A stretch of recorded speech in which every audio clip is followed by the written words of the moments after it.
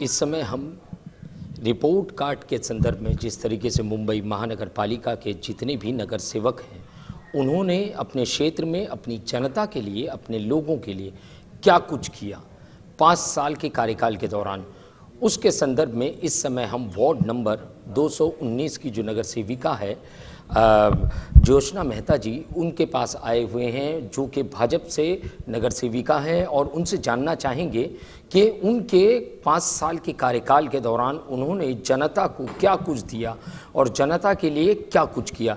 ज्योत्सना जी, पहला सवाल मेरा आपसे होगा कि जब शुरू में आप 5 साल के लिए चुनी गई, जब नगर सेविका बन के अपने क्षेत्र में आपने कदम रखा, तो क्या कुछ समस्याएं आपकी नज़र के सामने थी जिसे आपने पहले तरजीह दी? पहले तो मैं हमारे मुंबई अध्यक्ष और हमारे विधायक श्री मंगल प्रभात लोढ़ा जी का बहुत धन्यवाद करना चाहती हूँ कि उन्होंने मुझे लोगों के जो भी प्रॉब्लम्स है वो सॉल्व करने का मौका दिया। जब भी मैं एज अ नगर सेविका उधर आई तभी मैंने देखा कि उधर रास्ते का बहुत बड़ी प्रॉब्लम थी लोगों को। मेरा एरिया है जो 219 का जो अभी 228 हुआ है, तो उधर स्लम ज़्यादा है, माणगंगा पूरा एरिया उधर है, तो उधर स्लम के अंदर पानी की बहुत बड़ी समस्या थी, गटर की समस्या थी, टॉयलेट्स की समस्या थी, फिर लाइट्स, जो लाइट्स बोलते हैं स्ट्रीट लाइट्स, वो उसकी सब समस्या थी। वो मुझे ऐसा लगा कि मेरे को बहुत बड़ा मौका मिला है जो अपन उधर के पब्लिक की हम सेवा कर सकते हैं, और इसीलिए हम लोग एज अ नगर सेवक आते हैं। नगर सेवक है, नगर सेवक मीन्स कि वी आर देयर फॉर सेवा, हम सेवा करने के लिए आते हैं। तो मुझे ये मौका मिला और मैंने पब्लिक के साथ मिल के और पब्लिक को जो जो सुविधा चाहिए वो इस हिसाब से मैंने देने की कोशिश की, और मैं जितना हो सके उतना वो पब्लिक सेवा के लिए ही काम करती हूँ। मैम, जिस तरीके से जनता आपके पास आती होगी अपनी समस्याएं लेके, तो ज़्यादातर किस तरीके की समस्याएं लेके जनता आपके पास आती थी? मेरे पास बहुत सारे, जब भी इधर मैं तो ये बोलती हूँ डी वार्ड में मैं आई उससे पहले मुझे लगता है कि बड़े जो हाई राइज़ है, मेरा हाई राइज़ भी बहुत सारा हाई राइज़ का भी पोर्शन है, वो लोग कभी डी वार्ड में आते नहीं थे क्योंकि उनको ऐसा लगता था कि कोई उनकी सुनता ही नहीं है। जब से हम आए मैंने उनको प्रोत्साहित किया, चाहे वो बर्थ सर्टिफिकेट हो, डेथ सर्टिफिकेट हो, चाहे कोई भी तरह की प्रॉब्लम है, मैं उनको इधर वार्ड में बुलाती थी, सबको मैं ऑफिसर से मिलाती थी प्रत्यक्ष, और उनको सबको डायरेक्टली कॉन्टैक्ट करवा के उनको देती थी। उनसे उनका विश्वास बढ़ा और वो डी वार्ड में आना शुरू किया। फिर स्लम्स के अंदर उनको पानी की बहुत समस्याएं थी, मैंने पाइपलाइन डलवाने का उनको मैं वही प्रॉमिस करती हूँ जो मैं काम कर सकती हूँ। मैं ऐसे कोई प्रॉमिस नहीं करती हूँ, जो मेरे से नहीं होता है मैं सीधा ना ही बोल देती हूँ। तो मैंने उनको पानी दिनाले का, पानी का प्रॉब्लम सॉल्व करने का किया था। जब भी होता है मैं जाके खड़ी रहती हूँ, और मेरे कार्यकर्ता भी बहुत अच्छे हैं मेरे वार्ड के, कि बिना किसी वो स्वेच्छा से, सेवा की भावना से मेरे साथ सब जुड़े हुए हैं। बिल्कुल। ज्योत्सना जी, मैम अगर मैं बात करूं शौचालयों की, जैसे स्लम एरिया आपने कहा, बड़ी संख्या में आपके इलाके में स्लम एरिया है, तो शौचालयों की काफ़ी बड़ी समस्या होती है स्लम एरिया के अंदर, उसके लिए आपने क्या कुछ किया जनता के लिए? मैंने देखिए एमएलए फंड से भी, मंगल जी ने भी बहुत अच्छा फंड दिया उधर शौचालय बनाने के लिए। फिर लॉट 11 जो अपने सेंट्रल गवर्नमेंट का एक मोदी जी की जो विचारधारा है कि घर घर शौचालय चाहिए, तो मैंने कम से कम उधर कम से कम 121 के इतने वो बनाए हैं, शौचालय बनाए हैं। उनकी पूरी व्यवस्था मैंने की है। लेडीज़ों के लिए भी बहुत अच्छी सुविधा की है। और सबसे पहले मेरे यहाँ जो टॉयलेट बोलते हैं वो बनाया हमने एज अ एक्सपेरिमेंट बेस पर दुर्भाग्य से वो बहुत चला नहीं उधर, क्योंकि स्लम एरिया है, तो उनको ये इतनी मानसिकता नहीं है कि कैसे चला सकते हैं। तो वो मेरा थोड़ा प्रोजेक्ट नाकामयाब हुआ, पर फिर भी हम हारे नहीं, हमने पूरा बाणगंगा बहुत अच्छी तरह संभाल के रखा है। मैम, अगर मैं शिक्षा के क्षेत्र में बात करूं तो जो सरकारी स्कूलें हैं, महानगर पालिका की स्कूलें हैं, तो वहाँ पे जो है अक्सर कर स्लम एरियाज़ के जो बच्चे हैं, जो गरीब परिवार से भी होते हैं, मगर वो शिक्षा की जो कमी होती है महानगर पालिका स्कूलों में, उससे कहीं ना कहीं नज़र फेर कर वो प्राइवेट स्कूलों की तरफ जाते हैं या प्राइवेट संस्थाओं की तरफ जाते हैं। तो मैम, शिक्षा के क्षेत्र में आपने क्या कुछ किया अपने क्षेत्र के लिए? मैं एक तो बहुत भाग्यशाली हूँ कि जो स्लम एरिया है मेरा, वो ऐसा दुखी एरिया नहीं है। गरीबों का एरिया हम नहीं बोल सकते, आप आ सकते हो उधर लोग बहुत सुखी है। तो बीएमसी स्कूल में भी जाते हैं, पर ज़्यादातर वो लोग घर के हर एक लोग काम पे है, तो वो लोग प्राइवेट स्कूल की, आपकी बात बहुत सच्ची है कि प्राइवेट स्कूल की तरफ वो बहुत ही आगे बढ़े। पर मेरी ट्राई हमेशा ये रही है कि लोगों को अच्छी शिक्षा मिले, इसीलिए उसका स्टैंडर्ड, जो बीएमसी स्कूल का जो स्टैंडर्ड है वो बहुत अच्छा किया है।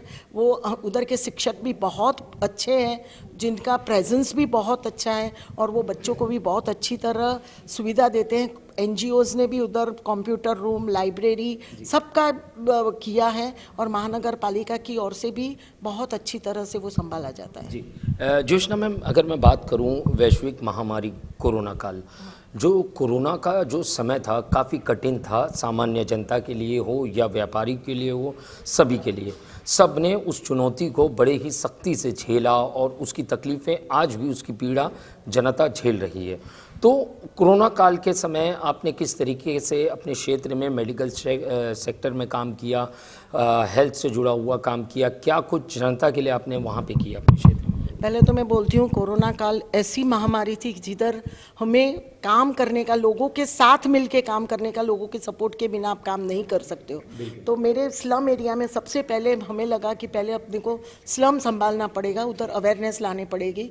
तो हमारे इस क्षेत्र में जितने एनजीओ है, मंगल प्रभात लोढ़ा जी है हमारे विधायक, जो हमेशा तत्पर रहते हैं लोगों की सेवा के लिए, तो सब ने मिलके उधर हमने पहले तो वैक्सीन जब भी चालू हुआ तो वैक्सीनेशन सेंटर चालू किया, लोगों से वैक्सीनेशन फ्री में दिलाने के लिए अलग अलग, बीएमसी ने तो किया होगा वो ठीक है, लेकिन उधर के सब एनजीओ ने भी सब स्कूल में चालू कर दिया।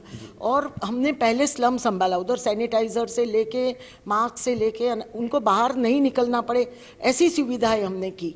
दूसरा, जिसको गांव जाना था उसके लिए हमने पूरे बस का इंतज़ाम, खाने पीने का इंतज़ाम, रास्ते में भी वो खा पाए, जितना हो सके उतना पूरा हमने किया। और अभी तक आज की तारीख में भी हमारे यहाँ हमने जितने, जिसको क्षमता नहीं है, जिसके यहाँ से कोई डेथ हो गया, जिसके बच्चे हैं, वो सबके लिए आज की तारीख में भी हम लोग अनाज का वितरण करते हैं, खाने का वितरण करते हैं, कपड़ा का, एजुकेशनल जो स्टेशनरीज होती है उसका।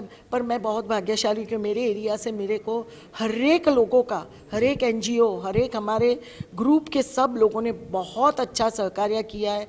देवेंद्र जी फडणवीस की वाइफ जो अमृता जी है, उन्होंने भी अपना जो एनजीओ चल रहा है उनकी ओर से भी किया। मंगल जी ने तो पूरा किचन चालू कर दिया, जिधर से हमारे यहाँ रोज का हर एक बिल्डिंग के हर एक वॉचमैन को खाना पहुंचा रहे थे हम लोग। और हम लोगों ने और मेरे कार्यकर्ता ने भी मेरे को जान की बाजी लगा के काम किया है। हम लोग सुबह 7 बजे से रात को 12 बजे तक हम लोग ऑन स्ट्रीट थे, रोड पे थे। जब भी कोई नहीं निकलता था तभी मैं और मेरे बीजेपी के कार्यकर्ता हम लोग सब रास्ते पे खड़े रह के लोगों को हॉस्पिटलाइज करने से लेके जो भी उनको हेल्प चाहिए वो सब किए। और मैं सच्ची में बहुत धन्यवाद करती हूँ ईश्वर का भी, मंगल जी का भी, कि मेरे को ये मौका मिला कि मैं लोगों की सेवा कर पाऊँ।